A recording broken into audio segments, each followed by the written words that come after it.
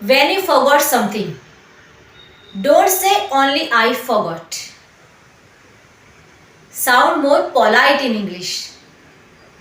આજે I forgot ના better sentence શીખીએ. From basic to fluent. Let's start. First basic level. I forgot. હું ભૂલી ગઈ. Now better level. I completely forgot. હું સંપૂર્ણ રીતે ભૂલી ગઈ. Now fluent level. It slipped my mind. મારા ધ્યાનમાંથી નીકળી ગયું. Let's better understand with an example.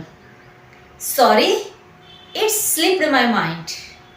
માફ કરશો, મારા ધ્યાનમાંથી નીકળી ગયું. So friends, remember, fluent English means soft and polite expression. And soft English means good impression. Write in comment. Day 21 done. Use it daily. Daily બોલશો તો fluency આવશે. See you soon tomorrow.